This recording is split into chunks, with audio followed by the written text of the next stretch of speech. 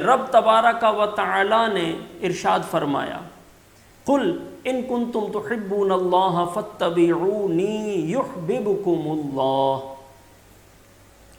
قل اے محبوب صلی اللہ علیہ وسلم آپ فرما دیجئے ان کنتم تحبون اللہ، اے لوگو اگر تم چاہتے ہو کہ تم اللہ سے محبت کرنے والے بن جاؤ، اللہ سے محبت کرنے والے ہو جاؤ، فاتبعونی تو تم میری اتباع کرو، یحببکم اللہ اللہ تعالیٰ تمہیں اپنا حبیب بنا لے گا۔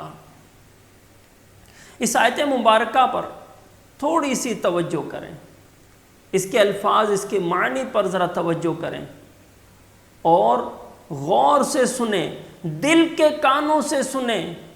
کتنی بڑی عظمت کا اس میں اظہار ہے، کتنی بڑی برکت اللہ تبارک و تعالی اس آیت مبارکہ میں ہم مسلمانوں کو عطا فرما رہا ہے۔ قل اے محبوب صلی اللہ علیہ وسلم آپ فرما دیجئے ان کنتم، اے لوگو اگر تم چاہتے ہو کہ تم اللہ سے محبت کرو۔ ہر ایمان والا چاہتا ہے کہ میں اپنے رب سے پیار کروں، میں اپنے رب سے محبت کروں، جس رب نے مجھے پیدا کیا ہے میں اس سے پیار کرنے والا بن جاؤں، جس رب نے مجھے رزق عطا فرمایا ہے میں اس سے محبت کرنے والا بن جاؤں، میں اپنے پیارے پیارے پروردگار سے محبت اور عشق کرنے والا بن جاؤں، یہ ہر مسلمان کی چاہت ہوتی ہے۔ تو اگر تم ایسا چاہتے ہو تو فاتبعونی، اے لوگو تم میری اتباع کرو۔ کس کی؟ اللہ کے محبوب صلی اللہ علیہ وسلم کی، اللہ کے آخری نبی کی اتباع کرو۔ اتباع کا معنی ہم نے سن لیا، اتباع کہتے ہیں، اطاعت کا معنی ہے اتباع بالمحبت، اطاعت کا معنی ہے اتباع بالمحبت، محبت کے ساتھ پیروی کرنے کو اطاعت کہتے ہیں۔ تو جب تم اپنے حبیب، اپنے آقا و مولا صلی اللہ علیہ وسلم کی محبت کو دل میں رکھ کر ان کی پیروی کرو گے تو یہ کامل اور اکمل پیروی ہوگی۔ جب تم اس طرح پیروی کرو گے تو یحببکم اللہ، اللہ تمہیں اپنا حبیب بنا لے گا۔ مطلب یہ کہ اتباع رسول سے پہلے تمہارے دل کی چاہت تھی کہ تم اللہ سے پیار کرنے والے بن جاؤ، تم اللہ سے محبت کرنے والے بن جاؤ، اس کے نبی صلی اللہ علیہ وسلم کی کامل اور اکمل اتباع کی، تو اس کی برکت میں اللہ تبارک و تعالی تمہیں اپنا حبیب بنا لے گا، تمہیں اپنا پیارا بنا لے گا۔ یہ ہے اتباع رسول صلی اللہ علیہ وسلم کی برکت، یہ ہے اطاعت رسول صلی اللہ علیہ وسلم کی عظمت کہ جو کامل و اکمل اتباع کرتا ہے اللہ اسے اپنا محبوب بنا لیتا ہے۔ یہی تو وجہ ہے کہ صدیق اکبر رضی اللہ تعالی عنہ بھی اللہ کے محبوب ہیں، حضرت عمر فاروق بھی اللہ کے محبوب ہیں، حضرت عثمان غنی بھی اللہ کے محبوب ہیں، حضرت علی المرتضیٰ بھی اللہ کے محبوب ہیں، سیدنا امیر معاویہ بھی اللہ کے محبوب ہیں، عشرہ مبشرہ بھی اللہ کے محبوب ہیں، کاتبین وحی بھی اللہ کے محبوب ہیں، تمام صحابہ اللہ کے محبوب ہیں، تمام صحابیات اللہ کے محبوب ہیں۔ جن نے بھی کامل اور اکمل اتباع اللہ کے محبوب کی ہے، اللہ تبارک و تعالی نے انہیں اپنا حبیب بنا لیا۔ حبیب کریم صلی اللہ تعالی علیہ وآلہ وسلم سے محبت کرنے والا یہ لذت ایمان پانے میں کامیاب ہو جاتا ہے۔ جی ہاں، ایمان کا اپنا ایک ٹیسٹ ہوتا ہے، ایمان کی اپنی ایک چاشنی ہوتی ہے، ایمان کی اپنی ایک مٹھاس ہوتی ہے، ایمان کی اپنی ایک لذت ہوتی ہے۔ اس لذت کا شاید اندازہ ہم اور آپ نہ کر پائیں۔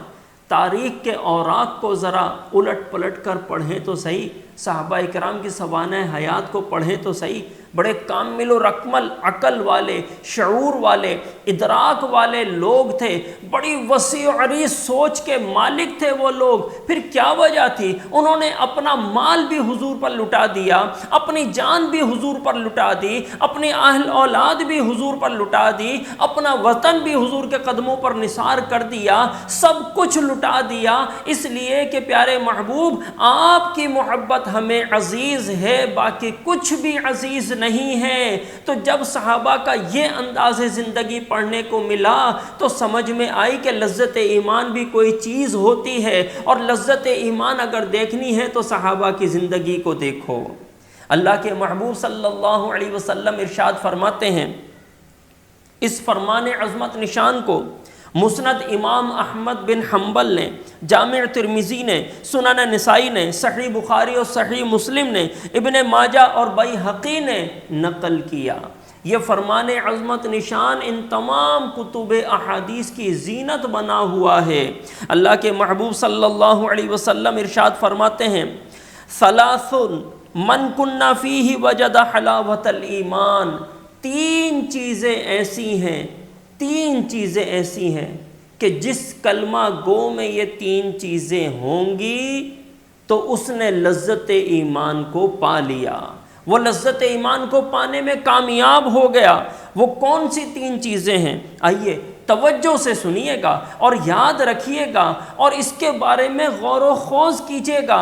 اگر یہ تین چیزیں آپ کے اندر موجود ہیں تو فوراً سجدہ شکر ادا کریں، بلکہ آپ شکرانے کے 2 نوافل پڑھیں کہ اللہ تعالیٰ نے لذت ایمان کی یہ تینوں چیزیں آپ کو عطا فرمائی ہیں۔ اور اگر یہ نہیں ہے تو بھی اللہ کی بارگاہ میں سر بسجود جھک جائیں اور روئیں، گڑ گڑائیں کہ اے پروردگار، لذت ایمان کی یہ 3 علامت جو تیرے حبیب نے عطا فرمائی ہیں، یہ تینوں علامتیں جو لذت ایمان والی ہیں، پروردگار اپنے محبوب کے مبارک فرامین کے صدقے ہمیں بھی نصیب فرما دے، آمین۔ اللہ کے محبوب صلی اللہ علیہ وسلم ارشاد فرماتے ہیں، ان یکون اللہ ورسولہ احب الیہ مما سواہما، یہ پہلی چیز ہے، ان 3 چیزوں میں سے پہلی چیز ہے۔ اس کا مطلب کیا ہے؟ اللہ اور اس کا رسول دنیا اور ما فیہا کی تمام چیزوں سے زیادہ اسے محبوب ہو، یہ پہلی چیز ہے۔ اب دل کو ٹٹول کر دیکھیں، عقل و شعور کو کھنگال کر دیکھیں کہ ہمارے دل میں اللہ کی محبت، اس کے رسول کی محبت غالب ہے یا کسی اور چیز کی محبت غالب ہے؟ اللہ و رسول کی محبت ہمارے مال کی محبت پر بھی غلبہ کیے ہوئے ہے یا مال کی محبت زیادہ ہے؟ اللہ و رسول کی محبت اولاد کی محبت پر غلبہ کیے ہوئے ہے یا اللہ و رسول کی محبت غالب ہے؟ اللہ و رسول کی محبت دنیا کی آسائشوں سے مغلوب ہے ہمارے دل میں یا اللہ و رسول کی محبت غالب ہے؟ اگر ہر چیز سے اللہ اور اس کے رسول کی محبت غالب ہے تو سجدہ شکر ادا کریں۔ دوسری چیز، اللہ کے محبوب صلی اللہ علیہ وسلم ارشاد فرماتے ہیں، دنیا میں جس سے پیار کرے اللہ کے لیے کرے۔ تیسری چیز، شرک اور کفر سے، بد مذہبی سے، اللہ تعالیٰ کی گستاخی کرنے والوں سے، نبوت پر اعتراض کرنے والوں سے، صحابہ اور اہل بیت کی گستاخی سے، اولیاء کرام کی دشمنی سے اپنے آپ کو دور رکھو، گندے عقائد اور نظریات سے اپنے آپ کو دور رکھو اور ان سے نفرت کرو۔ کتنی نفرت ان سے کرنے کا حکم ہے؟ گندے عقائد اور نظریات سے نفرت کرو۔ کتنی نفرت کرنے کا حکم ہے؟ اتنی نفرت کرو کہ جتنا زیادہ تم آگ میں جلنے کو ناپسند کرتے ہو، اس بات کو ناپسند کرتے ہو کہ میں آگ میں جلایا جاؤں، اس بات کو جتنا تم عزیز رکھتے ہو کہ میں آگ میں نہ جلایا جاؤں، اتنا ہی تم عقائد باطلہ سے اپنے آپ کو دور کرو، بد مذہبی سے اپنے آپ کو دور کرو، اللہ و رسول کے دشمنوں سے اپنے آپ کو دور کرو۔ تو جس میں یہ 3 چیزیں ہوں گی، اللہ و رسول کی محبت ہر چیز پر اس کے دل میں غالب ہوگی، وہ دنیا میں جس سے پیار کرے گا اللہ کے لیے کرے گا، اور شرک اور کفر سے اتنی نفرت کرے گا، بد عقیدگی سے اتنی نفرت کرے گا، عقائد باطلہ، نظریات فاسدہ سے اتنی نفرت کرے گا کہ جتنا وہ آگ میں جلائے جانے کو ناپسند کرتا ہے، جس میں یہ 3 چیزیں ہوں گی تو اسے مبارک ہو کہ اس نے لذت ایمان کو پا لیا۔